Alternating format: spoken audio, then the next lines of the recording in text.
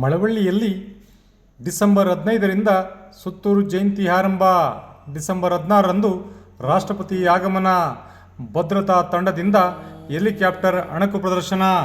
ಜಿಲ್ಲಾಧಿಕಾರಿಗಳಾದ doctor Kumar ಮತ್ತು ಜಿಲ್ಲಾ police ವರಿಷ್ಠಾಧಿಕಾರಿಗಳ ಮತ್ತು ಭದ್ರತಾ ಅಧಿಕಾರಿಗಳ ತಂಡದಿಂದ ವೇದಿಕೆ ಕಾರ್ಯಕ್ರಮದ ಪರಿಶೀಲನೆ. ಮಳವಳ್ಳಿ ಪಟ್ಟಣದಲ್ಲಿ ಸುತ್ತೂರಿನ ಆದಿ ಜಗದ್ಗುರು ಶ್ರೀ ಶಿವರಾತ್ರಿ ಶಿವಯೋಗಿರವರ 1066ನೇ ಜಯಂತಿ ಮಹೋತ್ಸವ ಡಿಸೆಂಬರ್ 15ರಿಂದ ಆರಂಭವಾಗಲಿದ್ದು, ಡಿಸೆಂಬರ್ 16ರಂದು ರಾಷ್ಟ್ರಪತಿಗಳಾದ ಶ್ರೀಮತಿ ದ್ರೌಪದಿ ಮುರ್ಮು ಕಾರ್ಯಕ್ರಮ ಉದ್ಘಾಟಿಸುವ ಹಿನ್ನೆಲೆಯಲ್ಲಿ ದೆಹಲಿ ಭದ್ರತಾ ಪಡೆ ಅಧಿಕಾರಿಗಳು ಭಾನುವಾರ ಮಾರಳ್ಳಿ ಬಳಿ ನಿರ್ಮಿಸಲಾಗಿರುವ ಹೆಲಿಪ್ಯಾಡ್ ಜಾಗದಲ್ಲಿ ಹೆಲಿಕಾಪ್ಟರ್ ಅಣಕು ಪ್ರದರ್ಶನ ನಡೆಸಿದರು.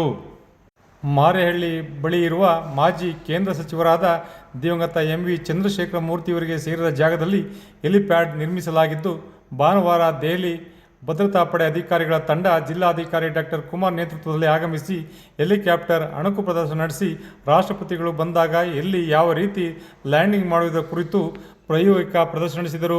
ನಂತರ ಜಯಂತಿ ಮಹೋತ್ಸವದ ಸ್ವಾಗತ ಸಮಿತಿ ಗೌರವಾಧ್ಯಕ್ಷರಾದ ಶ್ರೀ ಚನ್ನಬಸವ ಸ್ವಾಮಿಗಳ ದಿವ್ಯ ಸಮ್ಮುಖದಲ್ಲಿ ಜಿಲ್ಲಾಧಿಕಾರಿ ಡಾಕ್ಟರ್ ಕುಮಾರ್, ಜಿಲ್ಲಾ ಪೊಲೀಸ್ ವರಿಷ್ಠಾಧಿಕಾರಿ ಮಲ್ಲಿಕಾರ್ಜುನ ಬಾಲದಂಡಿ, ಹೆಚ್ಚುವರಿ ಪೊಲೀಸ್ ವರಿಷ್ಠಾಧಿಕಾರಿಗಳಾದ ಎಸ್.ಸಿ. ಗಂಗಾಧರ ಸ್ವಾಮಿ, ತಿಮ್ಮಯ್ಯ, ಡಿವೈಎಸ್ಪಿ ಯಶವಂತ್ ಕುಮಾರ್, ಉಪವಿಭಾಗಾಧಿಕಾರಿ ಶಿವಮೂರ್ತಿ, ತಹಸೀಲ್ದಾರ್ ಲೋಕೇಶ್ ಹಾಗೂ ಜಯಂತಿ ಮಹೋತ್ಸವ ಸಮಿತಿಯ ಪದಾಧಿಕಾರಿಗಳು ಕಾರ್ಯಕ್ರಮದ ವೇದಿಕೆ, ವಸ್ತು ಪ್ರದರ್ಶನ ಸ್ಟಾಲ್, ದಾಸೋಹ ವ್ಯವಸ್ಥೆ, ಆಗಮನ ನಿರ್ಗಮನ ಸ್ಥಳಗಳು, ವಾಹನ ಪಾರ್ಕಿಂಗ್, ದೇವಸ್ಥಾನ ನಿರ್ಮಾಣ ಸೇರಿದಂತೆ ಸುತ್ತಮುತ್ತಲ ಸ್ವಚ್ಛತೆ, ಕುಡಿಯುವ ನೀರು ಸೌಲಭ್ಯಗಳ ಕುರಿತು ಅಂತಿಮ ಹಂತದ ಪರಿಶೀಲನೆ ನಡೆಸಿ ಬಂದೋಬಸ್ತ್ ಕುರಿತು ಚರ್ಚೆ ನಡೆಸಿದರು.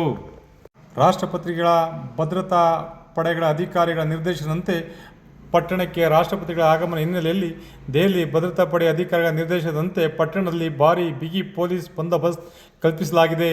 ರಾಷ್ಟ್ರಪತಿಗಳ ಆಗಮಿಸುವ ಮಾರ್ಗದಲ್ಲಿ ಕಟ್ಟೆಚ್ಚರ ವಹಿಸಲಾಗಿದೆ.